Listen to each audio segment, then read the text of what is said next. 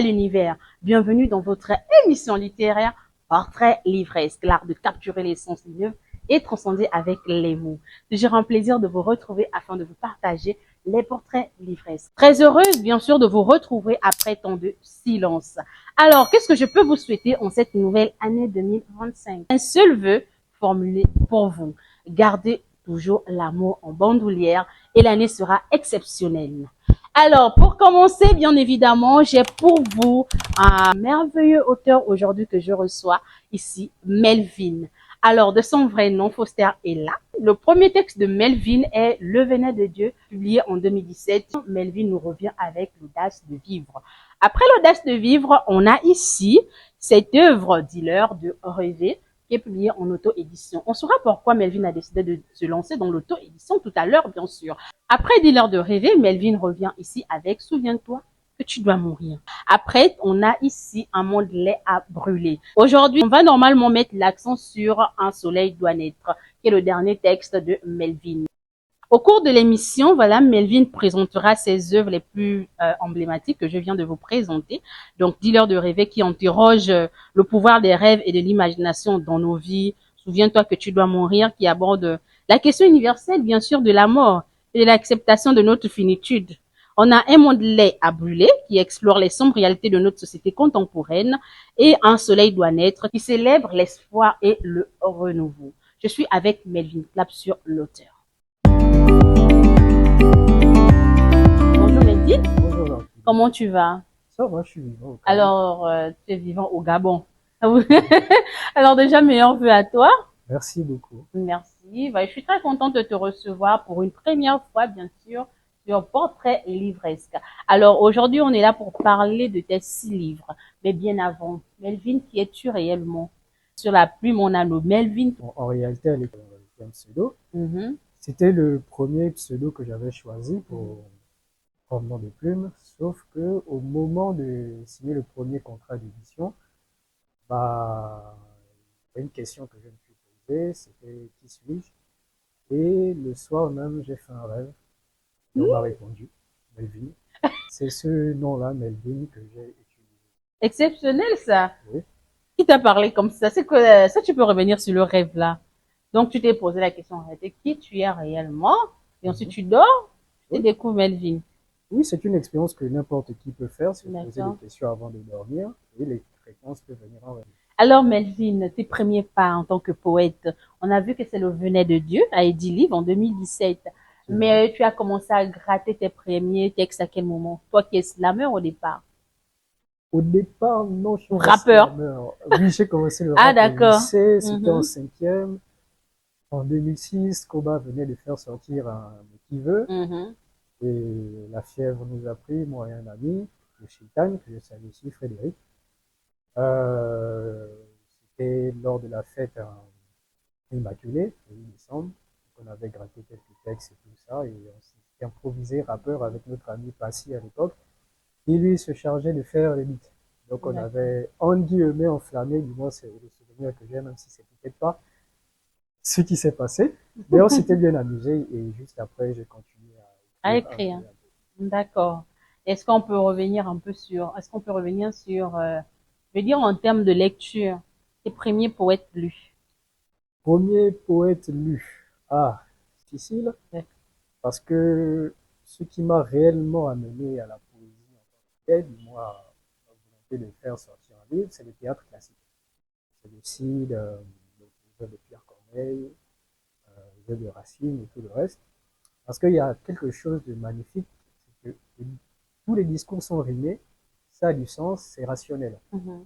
Et je me suis dit, j'ai envie d'écrire quelque chose comme ça, de poétique, mais qui en même temps dégage une vision du monde. Et en réalité, c'est ce genre de livre que j'essaie à chaque fois, quand je fais sortir un livre, de produire en fait.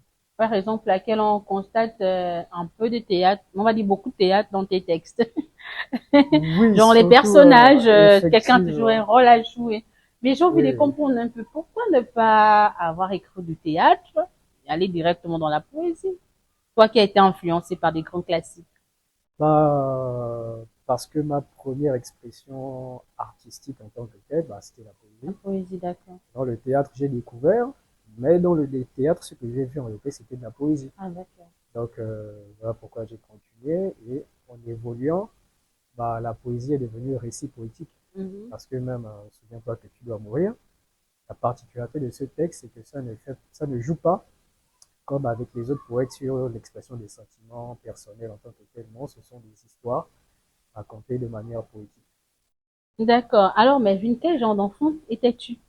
Un sale Enfant. garnement. Ah ouais? Oui, on m'a beaucoup bastonné. Oui, oui, j'ai été élevé par la grand-mère et par la maman. Donc, impoli un peu sur les bords, bien redressé comme il fallait. Ouais, Donc, j'ai dû filer droit.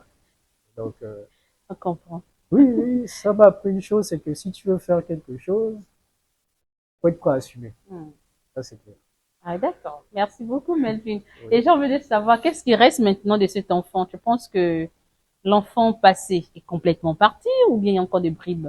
Ah, il reste les rêves. Ah, il reste des rêves. Oui, il reste les rêves. D'accord. Où est-ce que tu as même grandi comme ça? Dans quelle province? J'ai grandi ici à À Libreville. Libreville? Oui, oui. Que font des Libreville, l'Estuaire? Non, OIM. Ah, OM, tu sais, à Libreville. Tu vas toujours au village?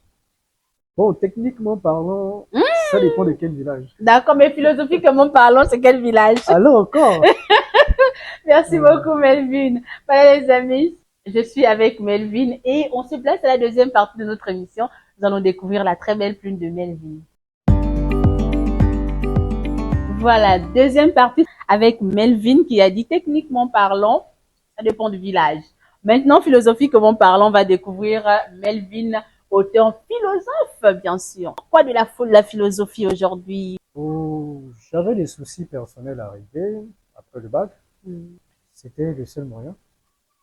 Donc, d'une part, il fallait que je fasse quelque chose que j'appréciais. Mhm. Et tout mon cursus en faire, c'est fondamentalement la philosophie que j'appréciais. Si le système à l'époque était autre, et si jamais on peut revenir à ça, éventuellement j'aurais choisi philosophie, chimie, SVT, juste faire ça. D'accord. Que je kiffais bien. Bon, j'ai perdu l'émission en chimie, mais la philosophie est restée. D'accord. Donc après le bac, il y avait d'abord ce problème, pouvoir faire quelque chose qui me plaît et ne pas revenir là-dessus, donc ne pas tâtonner, et éventuellement résoudre mes problèmes personnels qui se D'accord. résumaient à une question, c'est quoi être un homme? On espère que tu as reçu la réponse. Oui, oui, C'est quoi être un homme pour Melvin? être un homme. Toi qui as cherché, cherché. Ah, c'est un rêveur qui travaille au cœur sa vie. Alors, Melvin nous dit être un homme, c'est un rêveur qui travaille pour écrire sa légende. Donc, nous sommes tous des rêveurs éveillés. Oui, D'accord, Melvin. Et on a, voilà, un monde laid à brûler dans lequel, voilà, on dit le poète ou l'écrivain, c'est un demi-dieu. Donc, on a ce Melvin qui nous donne avec son personnage central, il y a une rébellion, un coup d'État qui finalement va se matérialiser dans la vraie vie. Donc, un 31, voilà, mais dans la oui, vraie vie, c'est un 30, Melvin. Comment tu as effectivement. vécu ça? Qu'est-ce que tu t'es dit à la fin? Waouh! Ouais, parce qu'en fait, c'est un rêve qui se réalise. Depuis Mhm. que je suis tout petit, j'ai ce rêve en moi qui est d'écrire l'histoire, en fait. Et être écrivain, justement, c'est pouvoir influencer d'une certaine manière sa société à travers ses écrits.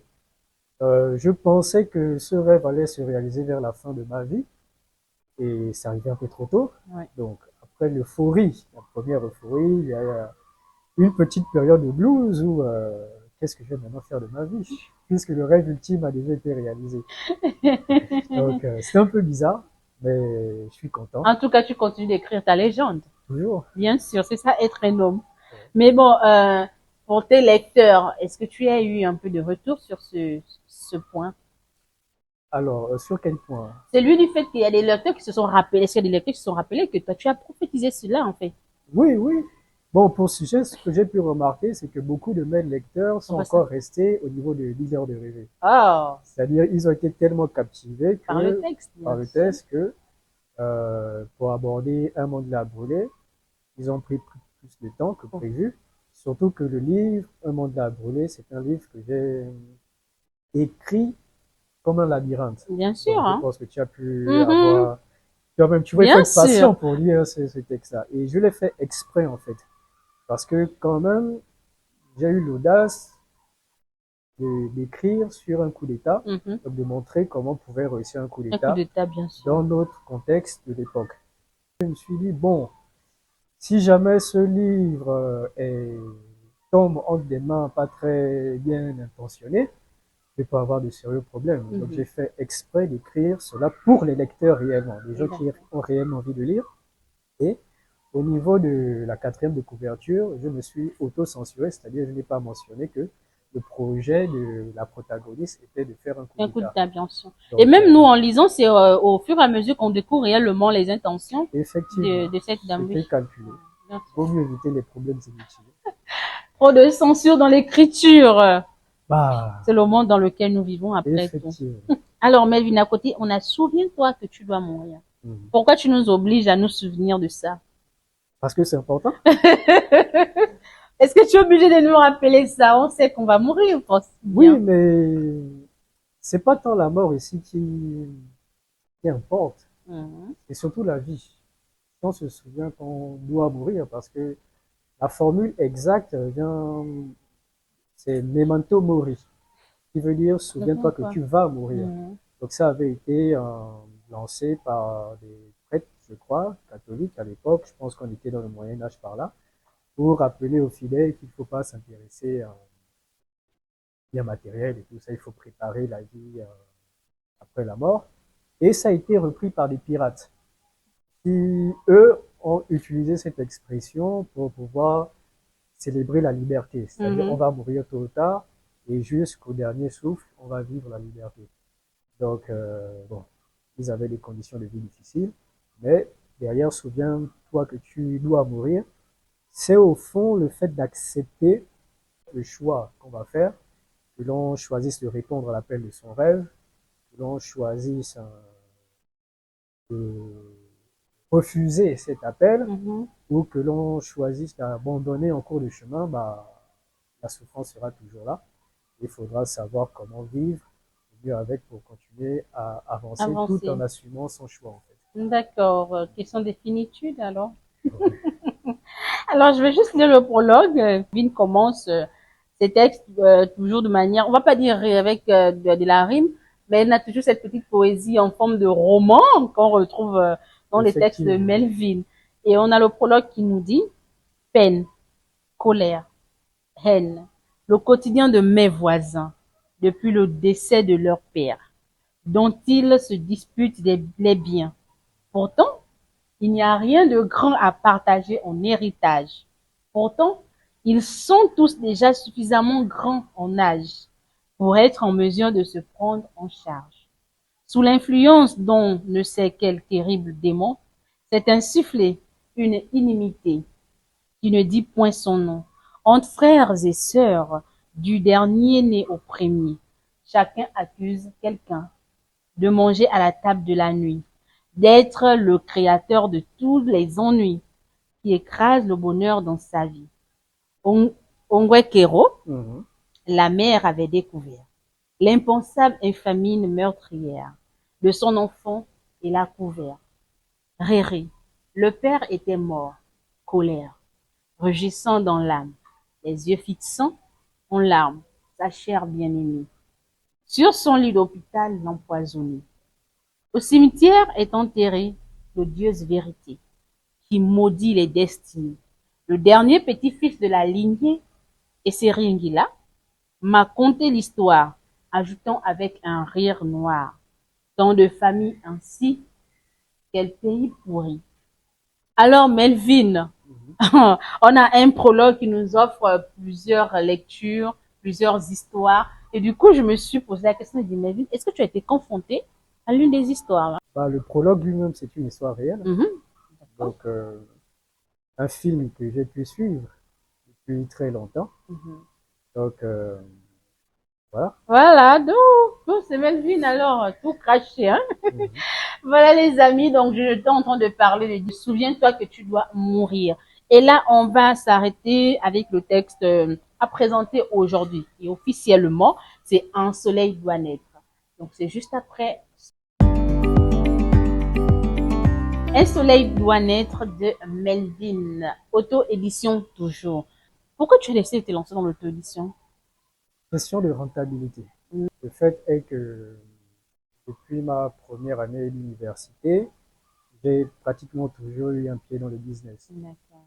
Donc avant que je décide réellement de choisir le domaine de l'enseignement, j'ai eu voilà toutes ces expériences et quand je débute au niveau de l'écriture, donc la publication officielle, avec Eli Livre, la rentabilité n'y est pas, avec la Doxa aussi, la rentabilité n'y est pas et je me suis dit, bon, il faut dépenser du temps, de l'énergie et des ressources financières parce que malheureusement les auteurs, dans notre contexte, sont obligés de faire la promotion, le marketing eux-mêmes. Donc s'il faut dépenser autant de sous pour ensuite devoir rendre des comptes à quelqu'un qui ne fait éventuellement pas autant d'efforts que soi, peut-être pas par mauvaise volonté, mais ce sont les contingences.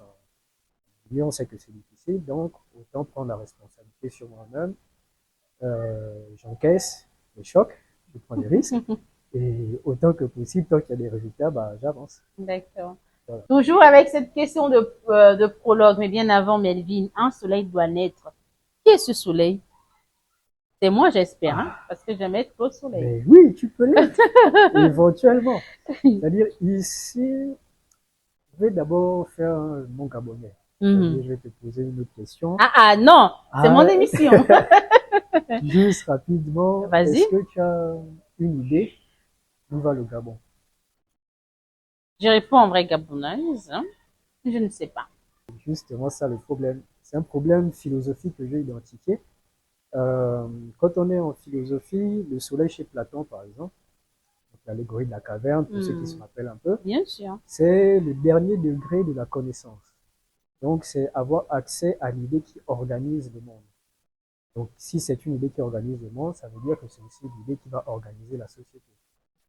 Donc, il s'agit ici de pouvoir trouver, de faire naître, disons ça comme ça, l'idée directrice qui va donner une destination au Gabon, qui va pouvoir nous permettre de répondre à cette question, pardon, où va le Gabon? Donc, je ne vais pas avoir la prétention là tout de suite de donner cette réponse. J'y travaille, mais au moins je pose déjà la question et chacun peut y réfléchir. D'accord. Et ce qu'il y a de plus intéressant encore, c'est que chez Platon, l'idée est indépendante de d'autres volontés. Mais lorsqu'on arrive chez Nietzsche, cette idée-là, c'est nous-mêmes qui la créons. Parce que Nietzsche ouvre son texte ainsi par les Zarathustra par une sorte d'éloge au soleil. Mais cet éloge montre en même temps que c'est nous qui donnons au soleil son importance. Donc c'est nous qui décidons de ce qu'il y a de plus important pour nous-mêmes. Et donc, en tant que Gabonais, je vois beaucoup de débats sur la toile, à la télévision et sur tout ça. D'un côté, il y a les féministes qui revendiquent les droits, d'un côté, il y a les traditionnalistes qui revendiquent un retour aux traditions. Tout cela, c'est des propositions tout à fait recevables, sauf que ça ne répond toujours pas à la question. D'accord, une fois que c'est implanté, on fait quoi exactement pour aller où? Et il y a ce monsieur, on peut le détester comme on peut l'aimer, monsieur Omar Bongo. Il avait quand même l'avantage, au moment où il dirigeait le Gabon, d'avoir un idéal ou un objectif clair. C'était de faire en sorte que le Gabon soit un pilier fondamental dans la politique euh, française, de telle sorte que grâce à l'appui de la France, grâce au lien avec la France, le Gabon puisse peser dans le concert des nations. Et ça, c'est fait. Maintenant, lui-même, il s'est saboté, c'est-à-dire qu'il a saboté lui-même ce projet, malheureusement, au moment où, devant les caméras nationales, il a dit clairement, c'est écrit aussi dans Un soleil la lettre, donc le poème La mort nous baise, où il a dit, je peux faire d'un chien un ministre et d'un ministre un chien. Autrement dit, bah, votre compétence, ça ne vaut rien, vous faites ce que je vous dis de faire.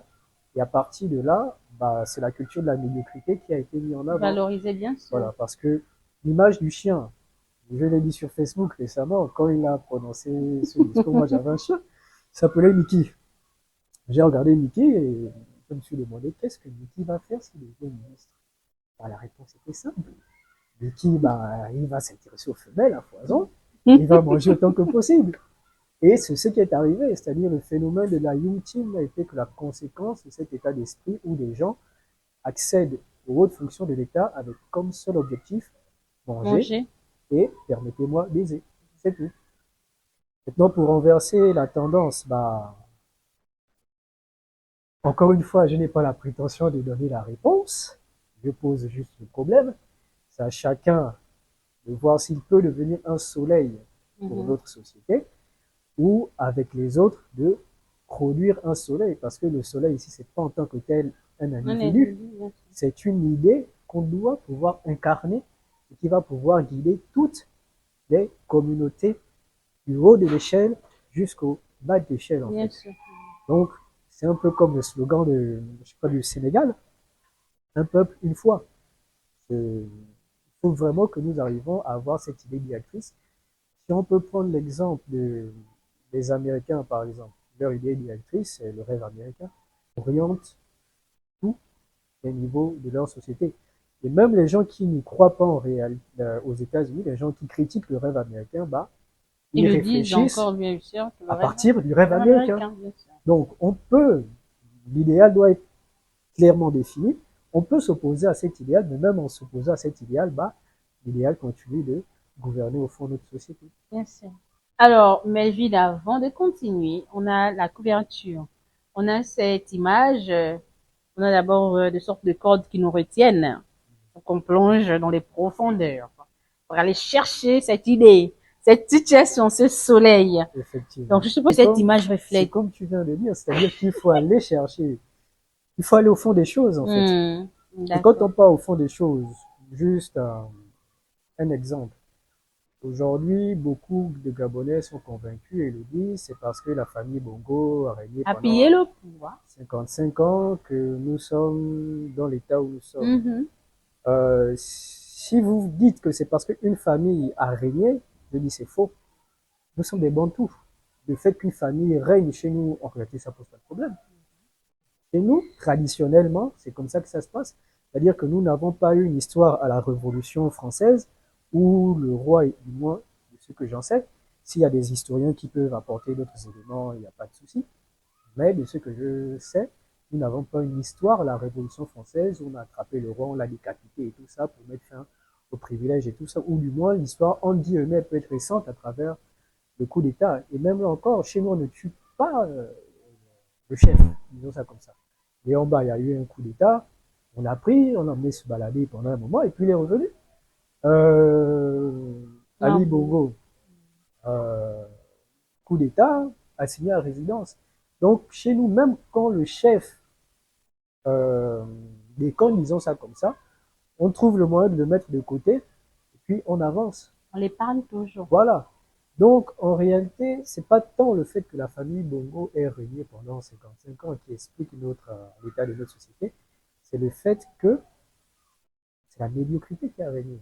Une autre famille pouvait être là, mais si la médiocrité, c'est-à-dire les personnes qui tiennent le pouvoir, écartent systématiquement les personnes excellentes, prennent systématiquement des objectifs médiocres, forcément, peu importe qui est au pouvoir, tant que l'état d'esprit est médiocre, ça peut être un individu, ça peut être une famille, le résultat aurait été le même. Je le dis aussi pourquoi. Il y a une chose chez, par exemple, Chantal Bazo. Mazo lorsqu'elle écrit Femme. Juste quelques temps après, je pense qu'elle avait donné une interview où elle précisait que chez nous, chez les Bantous, le chef, il est sélectionné de manière très drastique. D'abord, il a été observé. Donc, on ne remet pas le pouvoir à n'importe qui. Il a été observé. Et on ne parle même pas de la partie initiatique. Chez nous, chez les Bantous, tu peux pas être chef et tu n'es pas assis spirituellement quelque part. Ça n'a aucun sens. Et quand on sait le degré de rigueur pour ceux qui pratiquent réellement notre spiritualité, le degré de rigueur qu'il faut, le degré de, on va dire quoi, de droiture qu'il faut, c'est pas n'importe qui accède au pouvoir. Donc en réalité, le problème, c'est que un état d'esprit médiocre s'est installé et ça aurait pu être une autre famille, ça aurait pu être un autre individu. C'est cet état d'esprit-là qui pose problème. Aujourd'hui, on le voit. Il y a la transition en cours. beaucoup se plaignent que les mêmes comportements continuent de proliférer, disons ça comme ça. Ça veut dire que notre problème, c'est pas les individus en tant que tels, ou si, puisque les individus incarnent d'une certaine manière l'état d'esprit. Donc, en réalité, nous sommes en guerre, il faut le dire, c'est l'excellence, ou plutôt la médiocrité contre l'excellence, à tous les niveaux de notre société, même au niveau les plus intimes, dans les relations, comment dire ça, matrimoniales, c'est ça? Non. Oui, même dans les relations matrimoniales. C'est-à-dire, je prends un exemple bête, et c'est aussi écrit dans le texte, un soleil doit naître, amour content. C'est-à-dire, une femme qui n'assume pas qu'elle est là pour l'argent, dit simplement ton tarif, on va pas t'en vouloir. Tu donnes ton tarif, on te réserve un budget, mais ne fais pas croire que voilà, tu es là pour la relation. Après, il y a des enfants qui naissent. Mais attention, il y a aussi des hommes comme ça. Oui, dans les deux cas aussi, dans les deux cas, bien sûr. Donc, en fait, c'est cet état d'esprit, disons, dire médiocre, où les objectifs ne sont pas toujours clairs, bien définis, qui nous permettent d'avancer avec une certaine cohérence, disons ça comme ça. Et beaucoup de Gabonais vivent au jour le jour. Pratiquement, on a l'impression que notre État aussi vit au jour le jour. Mais tu vois, parmi tes articles là, pendant que tu parlais, je Mhm. pensais à la sorcellerie comme problème national. Oui. Après, je me suis dit, Melvin, Mhm. est-ce que la sorcellerie est une bonne chose? De quelle sorcellerie s'agit-il? La sorcellerie dont il est question, c'est d'abord du point de vue de la spiritualité, parce que le Hmm. texte, la sorcellerie comme problème national, définit plus ou moins la sorcellerie comme une sorte de crime spirituel, disons ça comme ça. Alors, lorsque j'ai écrit le texte, c'était pour montrer que cette pratique sorcellaire est doublement dangereuse. La première, c'est qu'elle constitue un frein à la transmission de la tradition, parce que ça encourage ou ça donne raison aux colons de l'époque qui disaient que oui, vos traditions, c'est ceci, c'est ça, c'est le diable et tout le reste. Donc, le fait que ça existe, que ça perdure et qu'on a l'impression que c'est cela qui domine, donne raison à ce discours Mhm. au final. Euh, le deuxième volet, c'est vraiment si on adopte un point de vue purement rationnel. Et on se dit que bon, la sorcellerie, c'est vraiment une histoire, ça n'existe pas et tout ça. Si on adopte ce point de vue, ça voudrait dire que nous sommes quasiment presque tous des malades mentaux. Parce que il y a qui se plaignent et tout. Donc vous plaignez de quelque chose qui n'existe pas. Donc le problème sorcellaire doit être pris soit du point de vue de la spiritualité, il faut réellement libérer les âmes dans les familles et tout le reste, parce qu'on ne peut pas développer un pays si les âmes sont attachées quelque part. Ça, c'est le premier volet. Et si jamais ce volet-là, le bon, n'est pas la bonne manière d'apprécier le problème de la sorcellerie, ça devient un problème mental. Mhm. Et donc là, il faudra que éventuellement le ministère de la Santé s'occupe des personnes qui croient être ensorcelées, parce que ça empêche ces dernières de travailler sereinement pour le développement de notre pays. Donc, il faudra, peu Ouais. importe la manière dont on prend ce problème, enfin la manière dont on prend ce problème va influencer la solution qu'on va apporter. Mhm. Maintenant, juste une chose, je salue ici mes élèves de Saint-Georges qui sont actuellement en terminale, parce que nous avons travaillé sur ce texte l'année passée et on avait fait une sorte de dialogue national, parce que c'était à l'époque, donc on avait rangé les chaises et tout ça, et une sorte de table ronde, et nous avions discuté du problème justement de la sorcellerie, une belle expérience. Et à partir de cette expérience, j'ai pu redéfinir la sorcellerie. Nous avons réussi à définir la sorcellerie comme une étude des faits spirituels. Donc c'était un ensemble de connaissances sur les propriétés spirituelles du vivant, de la matière, de l'homme. Mais en tant qu'ensemble de connaissances, comme toute connaissance, certains peuvent l'utiliser La pour faire sorcellerie. le bien, certains peuvent l'utiliser pour faire le mal. Mhm. Mais on peut toujours garder ce nom sorcellerie, à condition de le redéfinir en tant que étude ou ensemble de connaissances portant sur les propriétés spirituelles de la matière, du vivant et de l'homme. Mhm. Ma vie donc, concernant la spiritualité, alors j'ai lu Dieu n'est pas saint, j'ai lu La race de Caïn, j'ai lu Crépuscule d'un Dieu monstrueux, et j'ai lu Destin de résistant, j'ai lu Le Voyageur. Du coup, je me suis posé la question concernant ta spiritualité. C'est quoi? Tu es athée ou tu tu es croyant? Ça, c'est la question qu'on me pose depuis bien longtemps. Les gens ont du mal À te se situer. situer. Oui. C'est normal. Je pense que moi-même, je n'avais pas encore répondu réellement à cette question parce que mon premier rapport au divin, je le dis d'ailleurs dans Audace de vivre, c'est que l'essentiel, c'est pas le divin, c'est ce qu'on fait de sa vie. C'est-à-dire, quand on regarde l'histoire de l'humanité, les êtres humains ont prié plusieurs dieux, peut-être 5 millions de dieux sont passés. Et justement, parfois, je me pose la question, aujourd'hui, c'est, entre guillemets, Jésus qui est la star, et je me pose la question, dans 5000 ans, est-ce que ça sera toujours le cas? Donc, je ne peux pas répondre à cette question. Tout ce que je sais, c'est que les gens y croient. Tant mieux si ça leur apporte du bien, tant mieux si ça permet d'organiser leur vie. Mais en ce qui me concerne, justement, c'est d'abord ma vie qui importe. Et si Dieu existe et que lui et moi, on se croise, bah, je serais content de savoir qu'il va bien. Merci Melvin. Alors je vais lire le texte, le type, dans la page 27. Le type. Il était une fois dans un pays là. Un type qui n'aimait pas trop être là et subir toutes les conneries de ce pays-là. Il faisait chaud. Le soleil de la médiocrité était à son zénith. Tout là-haut dans le ciel, il disait, je vous nique. Voici l'homme, un être de soumission. La médiocrité aura des boules. Tant qu'à sucer, qu'il suce le bon bout. S'il faut soumettre, que cela maintienne debout. De la médiocrité, il faut venir à bout de son influence, à bout de ses manigances, à bout de sa puissance, à bout de nerfs à vite, finit le type. Il n'était pas de taille contre le flic, et la médiocrité distribue à qui elle nique. Petite critique objective, hein? Tu es jaloux. Petite action positive. Tu es mieux que nous. Décision définitive. Je vous laisse entre vous. Donc, du coup, Melvin, ce texte, il s'adresse à qui finalement? De quoi s'agit-il? De cette Ah, médiocrité qu'on brandit haute, bien? je pense que tu as pu remarquer que j'ai quasiment disparu pendant 1 an.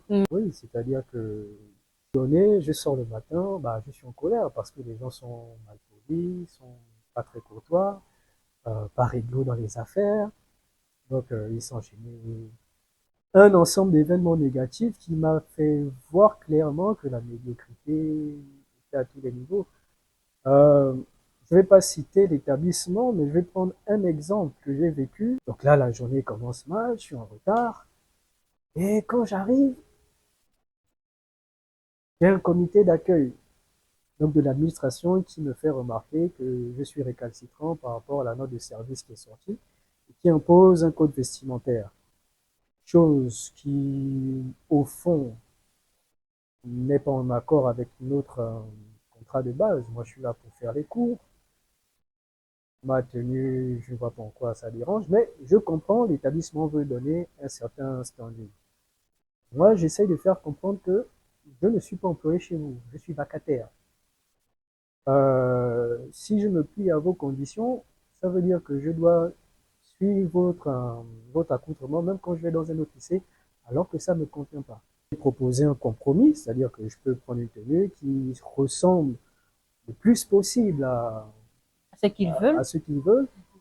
Le compromis a été refusé immédiatement en me disant que si je ne suis pas d'accord, je m'en vais. Et là, je t'avoue qu'à ce moment, j'ai pensé à ce livre parce que je l'avais déjà écrit, mais il n'était pas encore sorti. Et j'ai pensé au titre L'insolence des cancres.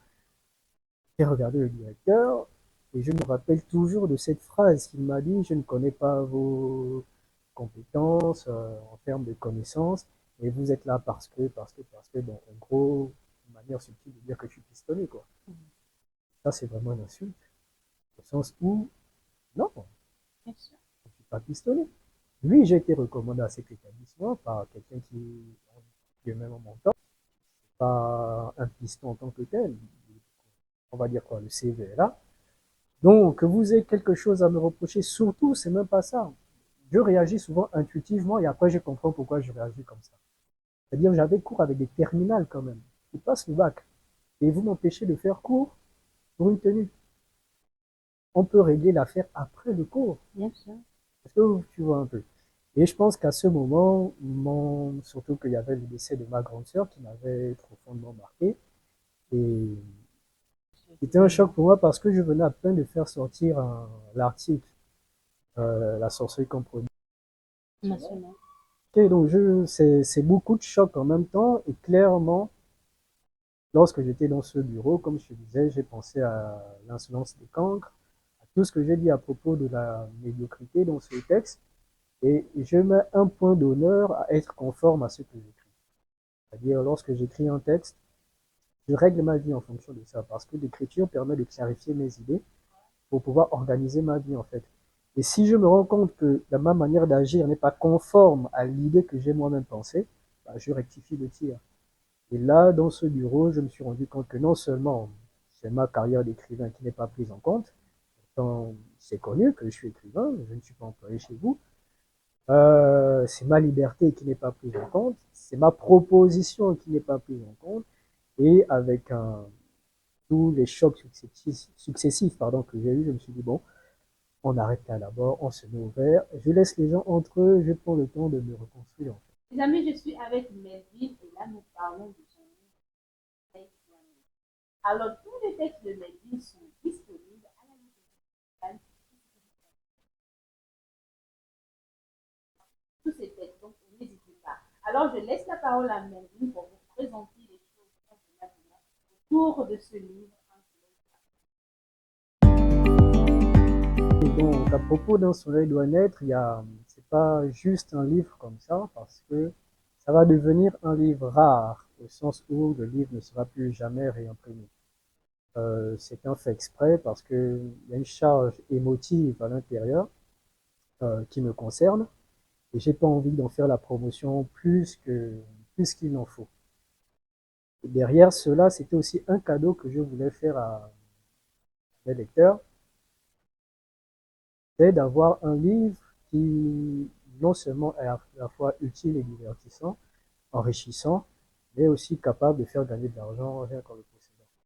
Donc j'ai fait quelques recherches, j'ai travaillé sur le projet, j'ai commandé un nombre d'exemplaires restreint pour justement qu'une fois que ces exemplaires soient écoulés, bah, le livre ne soit plus jamais réimprimé. Et donc, en raison de sa rareté, en raison aussi de son lien, on va dire, avec notre histoire, parce que je le répète, Un soleil doit naître est le témoin de la guerre qui se joue actuellement à tous les niveaux de notre société, la guerre de médiocrité contre excellence.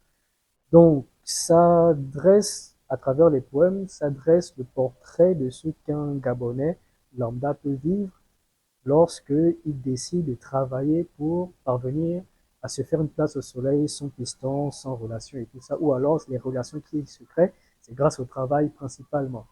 Donc, qu'est-ce qu'il peut vivre ce Gabonais lambda, ou cet être humain lambda, parce que ça peut être universel, cet être humain lambda dans une société vouée à la médiocrité, qu'est-ce qu'il peut vivre du point de vue familial, qu'est-ce qu'il peut vivre du point de vue sentimental, qu'est-ce qu'il peut vivre du point de vue professionnel, qu'est-ce qu'il peut vivre du point de vue de la politique, et ainsi de suite. Donc ça adresse un certain nombre de portraits où je pense chacun pourra éventuellement retrouver un combat qu'il mène, ou qu'il a mené, ou qu'il a réussi à gagner.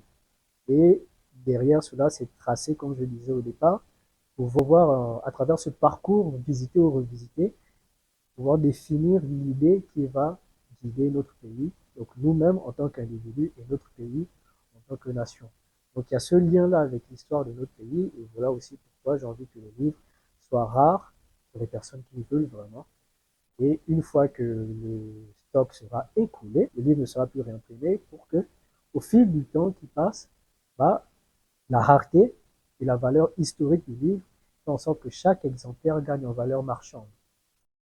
Ailleurs, si vous regardez par exemple, vous pouvez aller sur Google, vous tapez sur la barre de recherche livre hors de prix, vous allez tomber sur un reportage où il y a des livres qui sont vendus, des livres rares qui sont vendus à près de 52 millions et tout ça.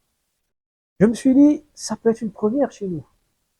On se plaint souvent que notre littérature n'est pas valorisée et tout ça, mais il faut provoquer les opportunités.